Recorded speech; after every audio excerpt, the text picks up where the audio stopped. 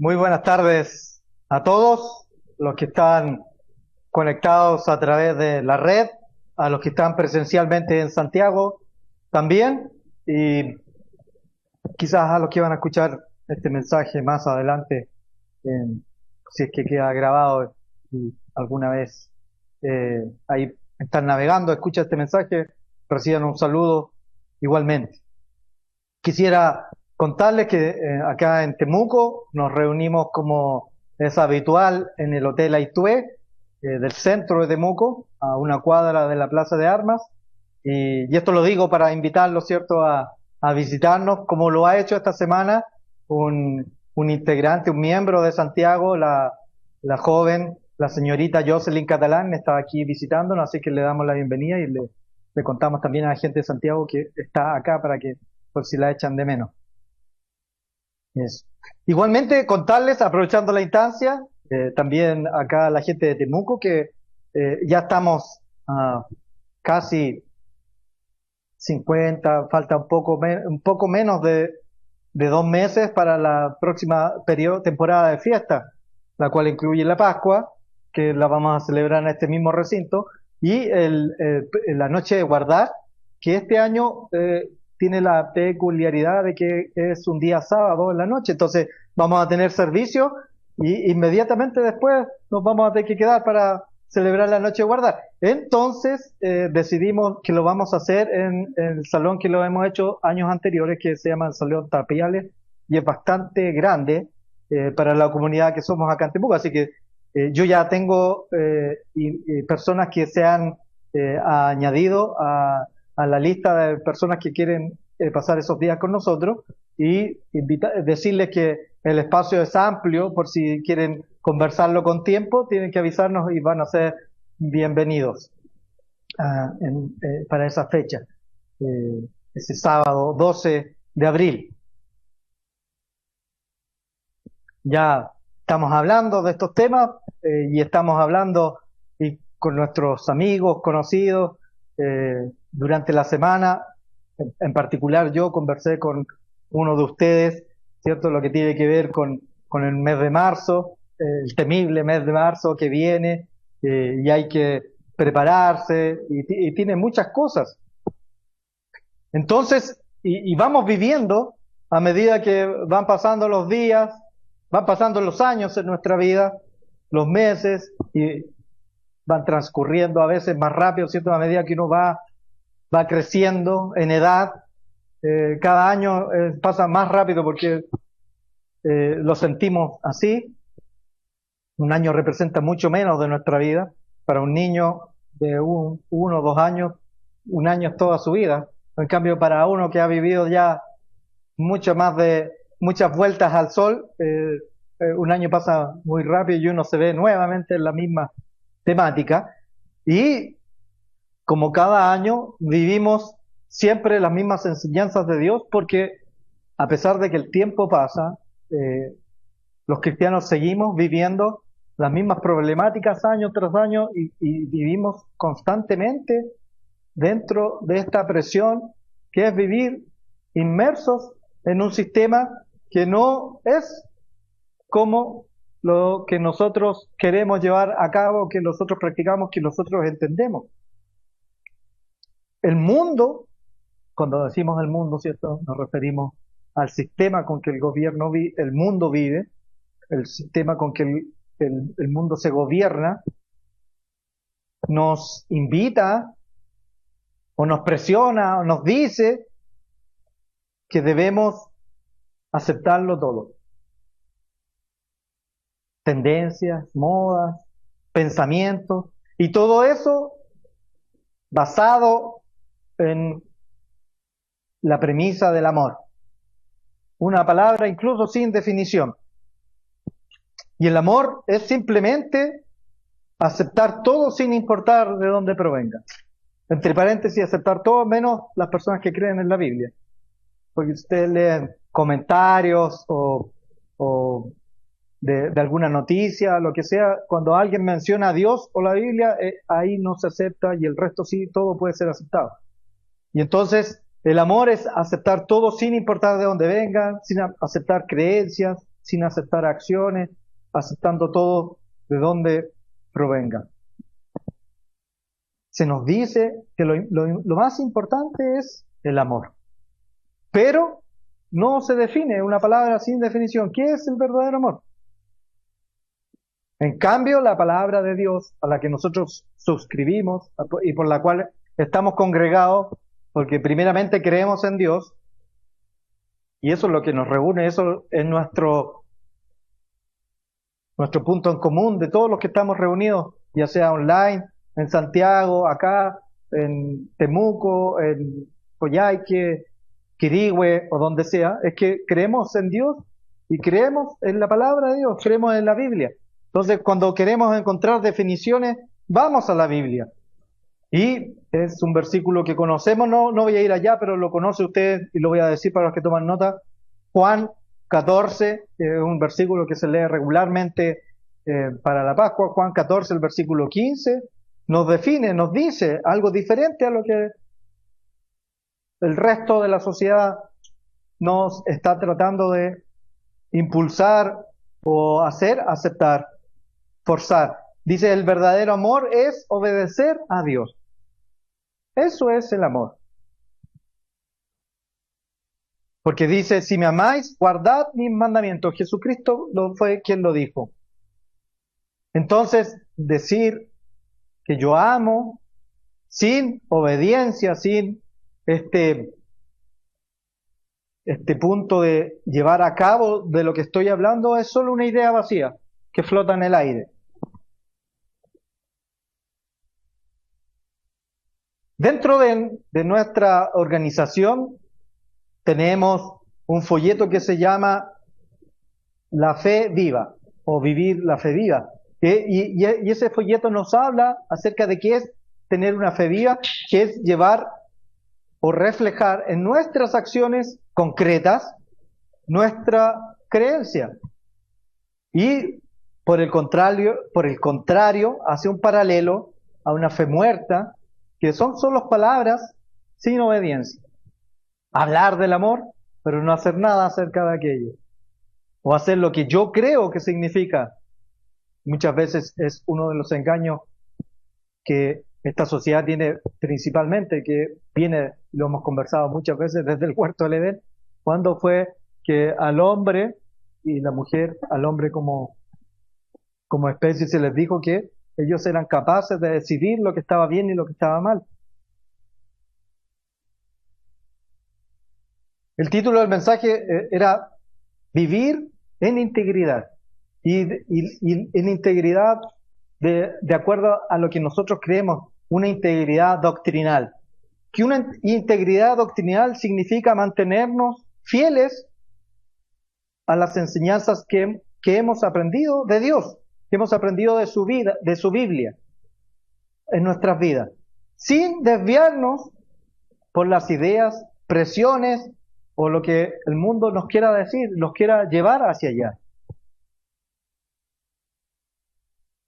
Ahora, cuando uno piensa en desviarse de las ideas de la iglesia o de lo que la Biblia nos enseña, lo primero que a uno se le viene a la mente pueden ser grandes ideas o cambios radicales en nuestras vidas. Como integridad doctrinal sería dejar de guardar el sábado, dejar de guardar las fiestas, o comer alimentos o comer animales que no son considerados alimentos por la Biblia. Pero también, y deberíamos nosotros pensar y meditar en aquello, que algunas veces son pequeñas sutilezas o matices que vamos aceptando con el tiempo. Y Pablo nos advierte, vayamos a Gálatas, al libro de Gálatas,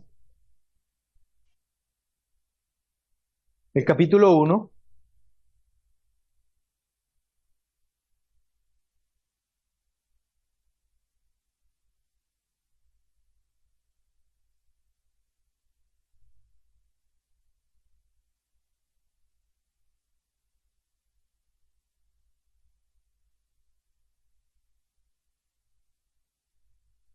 El versículo que tengo anotado es el 8, pero voy a leer parte, el final del 7, para entender, siempre hago aquello. Dice el final del versículo 7, dice, y quieren pervertir el evangelio de Cristo, quieren pervertir, algunos que quieren confundir, que quieren manchar la sana doctrina o la sana integridad o la integridad doctrinal que estamos viendo. Dice, más si aún nosotros, está hablando de él y del cuerpo ministerial, las personas que predican, está hablando Pablo, si alguno de nosotros o incluso un ángel del cielo anuncia una doctrina diferente, un evangelio diferente que hemos anunciado, que conocemos, que sea anatema. Eso es lo que la palabra de Dios nos dice. Y quiero hacer notar, mire, si leemos aquí, dejen un dedo aquí, pero ¿a quién le está hablando Pablo? Porque a veces uno piensa que le está hablando a personas que todavía no entran a la iglesia o que todavía no conocen el camino. En el capítulo 3 del mismo libro, el versículo 27, dice, porque todos los que habéis sido bautizados en Cristo, de Cristo estáis revestidos. O sea, le está hablando a miembros de la iglesia, a miembros de la iglesia, no le está hablando a personas neófitas o que recién están conociendo o personas que no quieren seguir este camino. Está hablando a personas que ya tomaron una decisión, que hicieron un compromiso de vida en este camino.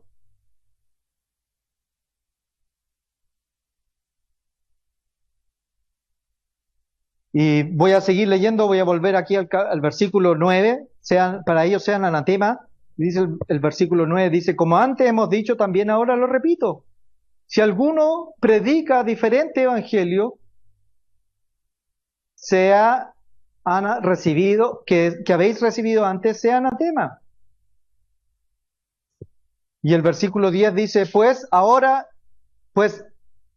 es una pregunta que está haciendo Pablo. ¿Busco ahora el favor de los hombres o el de Dios? ¿De quién busco ser reconocido? ¿Por quién busco ser calificado? ¿Por quién busco yo que se reconozca o me haga un tic de buen trabajo? ¿Por los hombres? Todo lo que yo hago lo hago para ser reconocido por los hombres, incluso el guardar los mandamientos, el venir a los servicios y otras actividades de nuestra vida. Y continúa la pregunta, ¿trato de agradar a los hombres? ¿Eso es lo que yo trato, de agradar a seres humanos? ¿Esa es mi motivación? Pues si todavía agradara a los hombres, no sería un siervo de Cristo. Si esa es mi motivación, agradar, cual sea el nombre del hombre que estamos pensando, ¿cierto? Desde jefes, familiares, al ministro. ¿Esa es mi motivación para realizar las acciones? ¿Ser reconocido por un hombre? Bueno, muchas veces uno hace esas cosas y ahí termina su premio. Porque cuando uno es reconocido por los hombres, ahí está la recompensa que uno buscó. Que en sí tampoco es que sea un pecado, pero esa es la recompensa que uno buscó. En cambio, cuando uno busca agradar a Dios, tiene un premio que es más allá. El mundo nos dice, crea lo que quieras, con tal de ser buena persona. Sin embargo, Dios, a través de Jesús, dice, si me amas, obedece mi palabra. Y ese es el verdadero amor. Vivir una fe viva.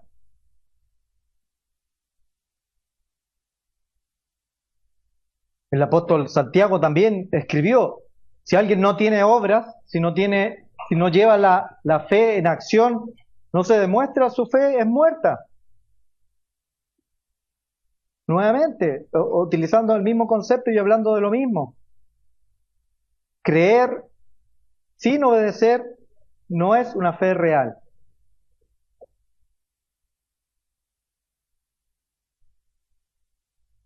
Esta semana conversábamos con una persona que estaba de este tema y hicimos la siguiente ilustración y le contamos acerca de un entrenador de fútbol, por ejemplo, y que le está enseñando a un joven, a un niño, a, a chutear o a patear el balón de mejor manera, ¿cierto? Y él le dice, por ejemplo, si quieres pegarle más fuerte, tienes que balancear el cuerpo hacia adelante y pegarle a la pelota lo más abajo posible y con el cuerpo adelante para que la pelota salga más fuerte y no se eleve tanto.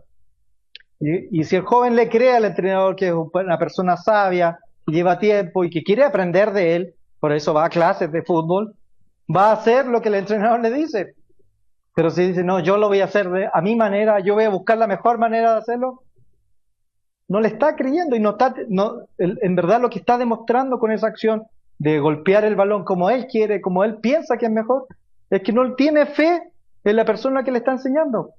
Y eso lo puede aplicar a otros deportes, como el ajedrez, como el atletismo, o en la vida también cuando uno conversa con un jefe, con un profesor, y uno confía en la persona que le está explicando algo, y uno tiene fe en aquello, uno va a hacer lo que le están diciendo para poder tener mejores resultados. Y es lo mismo, y es aún mayor en la vida cristiana. Uno no puede pretender decir que tiene fe y no obedecer lo que Dios nos está diciendo, no hacerlo a la manera que Él dice. Por ejemplo, bíblicamente, ahora un ejemplo bíblico, Abraham, él es el padre de la fe.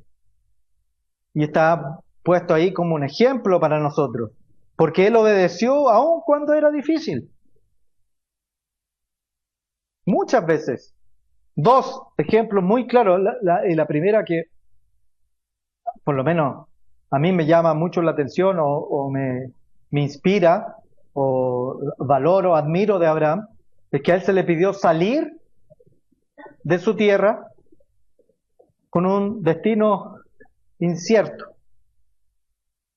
Y esta semana, nuevamente conversando con algunos de ustedes, hay una de las cosas que principalmente a mí eh, me mueve un poco, me trastoca, es la incertidumbre, no saber cuáles son los planes para el próximo año. Y yo creo que a cada uno de nosotros, ¿cierto? Porque uno al final vive con este mundo de incerteza de muchos tipos, porque vivimos con las cuentas al día o casi al día y vamos dependiendo mes a mes de lo que vaya ocurriendo con la economía mundial y con nuestros trabajos y todo. Y él tomó la decisión de seguir a Dios sin saber dónde iba, sin saber el territorio, sin saber el destino, sin saber si muchas cosas que se relatan ahí en el libro. Y otro ejemplo, que también y que es el más conocido de todos, es cuando Dios le pidió colocar a su hijo y llevarlo a sacrificio. Y aunque esto parecía imposible de aceptar, Abraham confió en Dios y estuvo dispuesto a obedecer. Y él sabiendo, porque después en el libro de Hebreos se puede leer que él sabiendo que Dios era capaz incluso de volverlo a la vida o de interceder en el momento justo como lo hizo. Pero él fue obediente en todo momento. Hizo acciones concretas que mostraron su obediencia. En momentos cruciales de su vida, en momentos especiales, decisiones que cambiaron el destino de su vida. Nosotros todos los días tomamos decisiones pequeñas o grandes decisiones que cambian el sentido de nuestra vida. Yo me lo imagino siempre como una gota de agua. No sé cuántos de ustedes han estado ociosos mirando como yo, como una gota de agua a veces cae por un vidrio y va y toma diferentes tipos de caminos. Y es porque hay imperfecciones que no son perceptibles al ojo humano y va tomando diferentes caminos dependiendo de con qué se cruza. Y cada una de nuestras decisiones va haciendo cambiar nuestras vidas. Pequeñas y hay grandes decisiones siempre que cambian nuestras vidas. Y cada una de esas decisiones va a marcar hacia dónde vamos. Y es por eso que cuando uno dice vivir con integridad, uno se traza un objetivo y todas sus decisiones quedan alineadas con ese objetivo para poder llegar al destino que uno quiere. idealmente serían todas.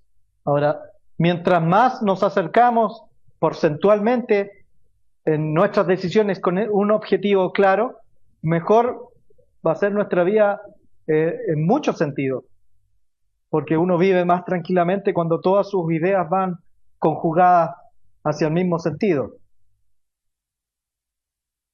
Abraham tenía una fe viva porque no solo creyó en Dios, sino que actuó conforme a la voluntad que Dios tenía para su vida. Y un ejemplo claro de fue muerta, y no lo quise ejemplificar en una sola persona, para no ser eh, cruel con aquella persona, pero sí es el pueblo de Israel en su conjunto. Dios, en su plan, escogió un pueblo con el cual hizo un pacto. Y quiero leer un versículo de Hebreos 8, el capítulo 6, o sea, capítulo 8, versículo 6, disculpen. Hebreos 8,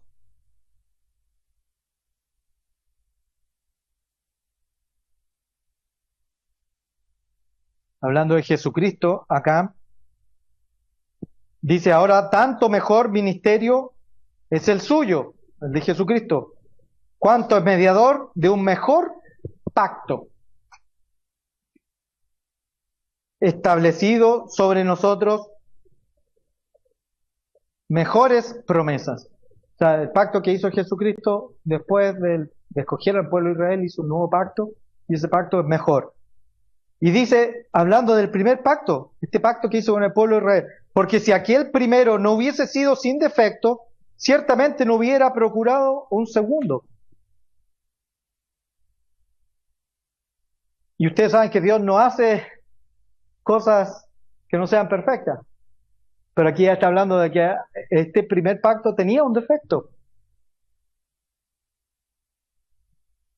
Y el defecto de ese pacto era el pueblo de Israel, en su conjunto, el pueblo físico de Israel, que él escogió.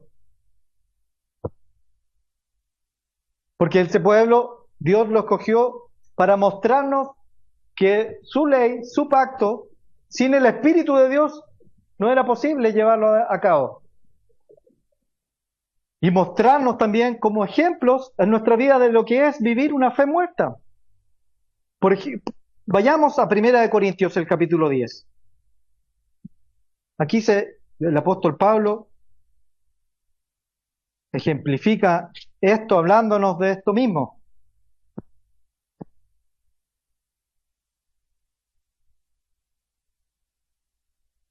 Primera de Corintios, el capítulo 10, voy a leer desde el versículo 1. Hablando el apóstol Pablo del pueblo de Israel, del pueblo físico, que vamos a vivir dentro de poco, ¿cierto?, la Pascua, y vamos a recordar cada uno de estos pasos que vivió el pueblo cuando fue sacado de Egipto, que ejemplifica el mundo, fue liberado del faraón, que ejemplifica a Satanás, y dada una promesa de llevarlo a una nueva tierra que ejemplifica el mundo del mañana. Y dice 1 Corintios, el capítulo 10, desde el versículo 1, pero no quiero, hermanos, porque no le está hablando a la antigüedad, le está hablando, como habíamos conversado antes, a miembros de la iglesia, esta vez en Corintios. Le está escribiendo una carta a la iglesia de Corintios.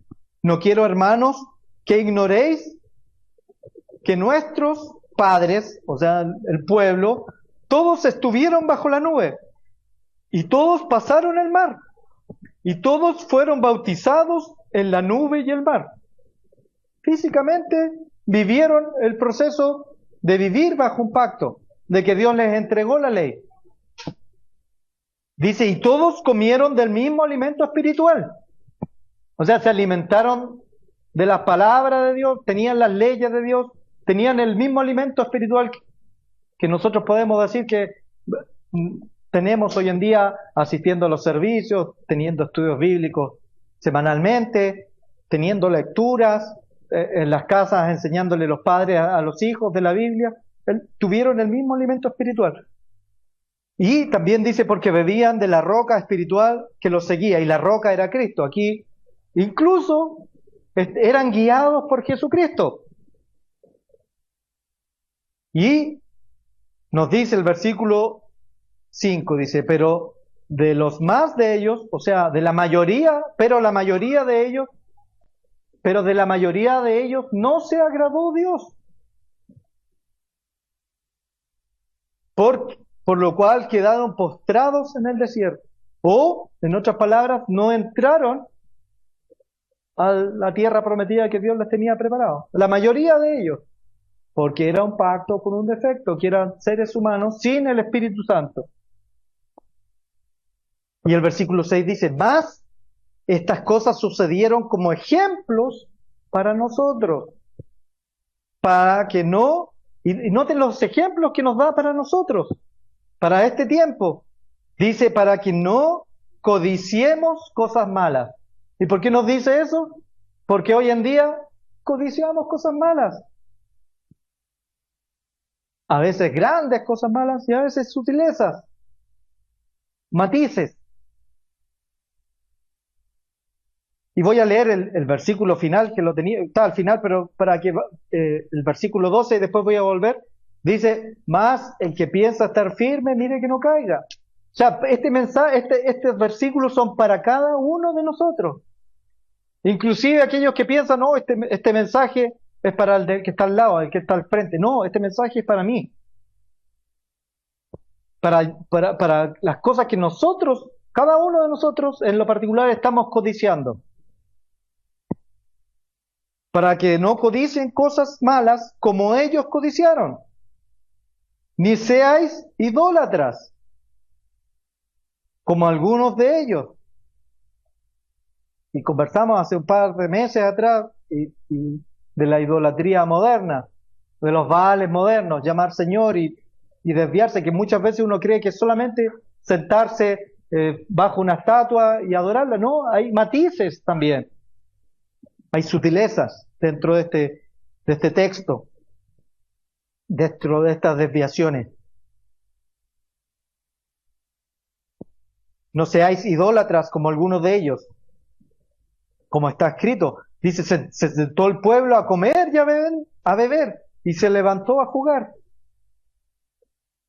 Cuando uno lee las razones de por qué cayó Sodoma y Gomorra, no sé si la leí alguna vez, la primera era el ocio. Ahí empezó la decadencia espiritual. Se sentaban a comer y a beber y a jugar. Y el versículo 8 dice, ni forniquemos, como algunos de ellos fornicaron. El pueblo escogido de Dios. Y dice, y cayeron en un día 23,000. Ni tentemos al Señor. O, en otras palabras, juguemos a ver cuánto aguanta mi relación con Dios. Estiremos. Yo siempre he pensado que la relación con Dios es como una analogía, la he dicho en algunos campamentos con los jóvenes, es cierto que es como un elástico. Y uno se puede alejar de Dios, pero está el elástico. Y uno puede irse lejos y está el elástico. Pero algunas veces el elástico se rompe, y no porque Dios no tenga misericordia, sino porque yo soy el elástico y yo estiro mi relación con Él. Y a veces puede estar muy alejada y uno vuelve finalmente por el elástico. Pero eventualmente ese elástico podría romperse. Entonces no tentemos esta relación que debemos mantener con nuestro Dios. Dice, como algunos de ellos le tentaron y perecieron por la serpiente. El versículo 10 dice, ni murmuréis, como algunos de ellos murmuraron y perecieron por el destructor. Porque Satanás ataca a los murmuradores. Es el amo de la murmuración. Y nuevamente repite acá el apóstol Pablo. Y usted sabe que cuando la Biblia, lo hemos dicho otras veces, que cuando la Biblia repite es porque quiere enfatizar. Y estas cosas les acontecieron a ellos, al pueblo físico, para ejemplo nuestro, Y están escritas para amonestarnos a nosotros, no a ellos, porque eventualmente ellos van a tener una nueva oportunidad, o van a tener la primera oportunidad de entrar al reino de Dios cuando conozcan la Biblia o conozcan los mandamientos, no en forma racional, sino espiritual. Les ha quitado ese velo. A quienes hemos alcanzado el final de los tiempos, o de los siglos, dice la palabra. Y nuevamente el versículo 2. Así que el que piense estar firme, y este mensaje es para todos, desde el que se sienta adelante y mira sobre el hombro el resto, como la parábola de Jesucristo, ¿cierto? El fariseo, que decía, gracias Dios mío por no ser como aquellos que no guardan el sábado, que no celebran las fiestas y todo eso. Y también para todos aquellos que nos sentimos al debe con nuestra relación con Dios.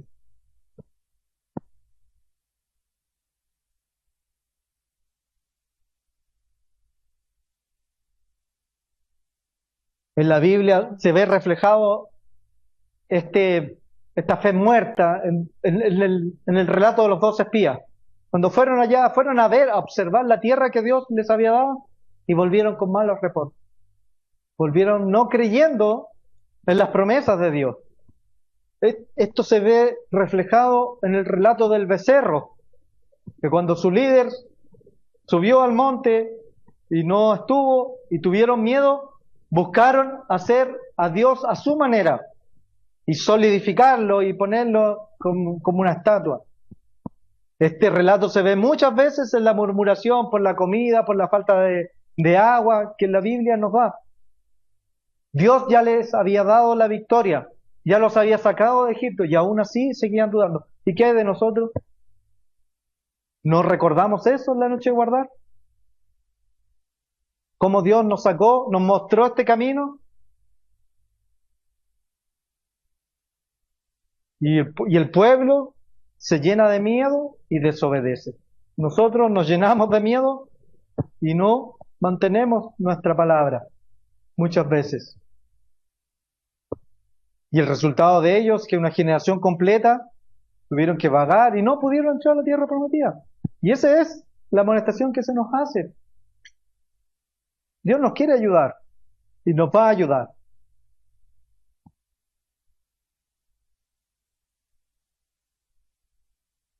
Entonces ellos decían creer en Dios, pero no actuaban según su palabra, porque no tenían esa fe, esa palabra escrita en el corazón.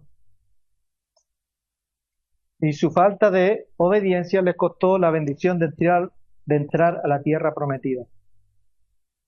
Entonces, para mantener nuestra integridad doctrinal, debemos vivir en fe, debemos vivir lo que creemos y debemos, primero que todo, o una de las cosas que debemos hacer es estudiar nuestra palabra. Para vivir una fe viva debemos estudiar la palabra. No podemos decir que creemos en la Biblia y no leer la Biblia, no estudiar su palabra.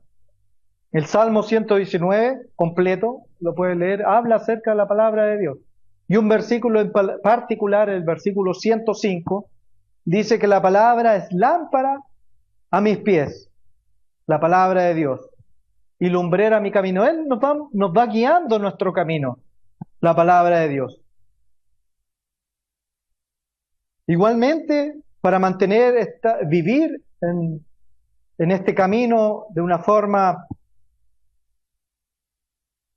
íntegra, doctrinalmente, y mantener esta fe viva, debemos mantener nuestra relación con Dios estrecha.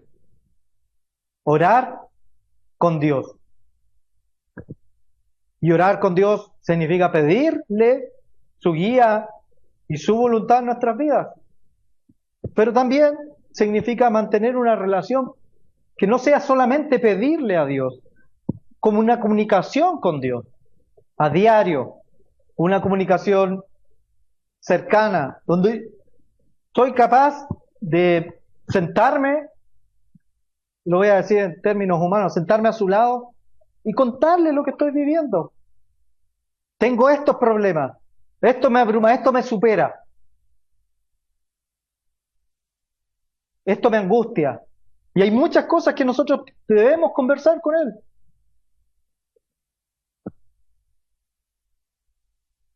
El mundo me presiona,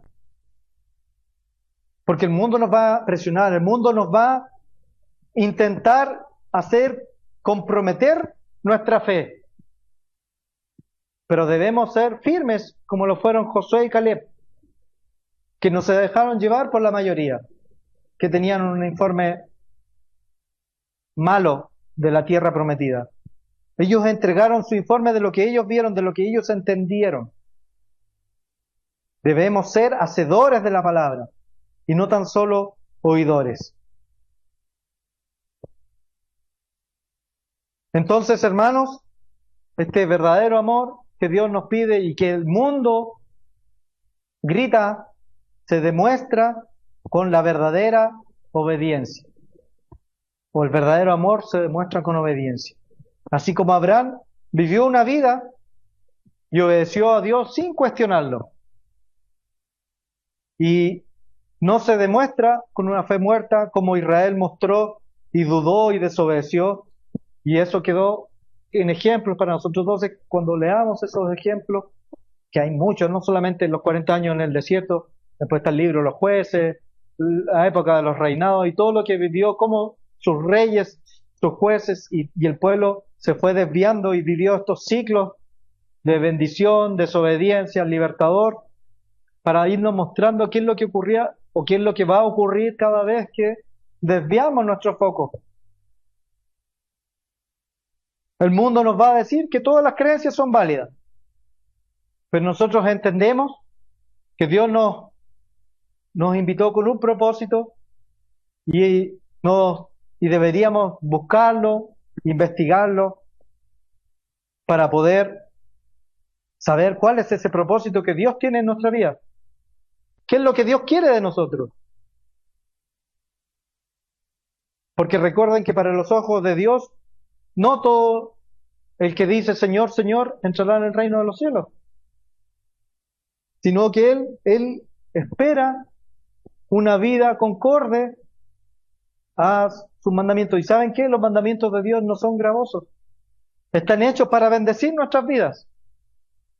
Es una doble bendición. Una bendición para nuestra vida física ahora, contemporánea, y una bendición para alcanzar la vida eterna. Como dijo Jesús, el que hace la voluntad de mi Padre heredará el reino de los cielos.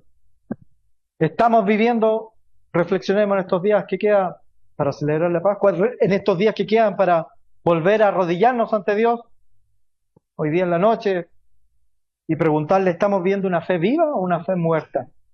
Y que Él nos ayude a mostrarnos cómo poder vivir de mejor manera. Y espero en Dios que nos ayude a mantenernos firmes en integridad doctrinal y que nos ayude a dar fruto de nuestro amor a Él. Buenas tardes a todos.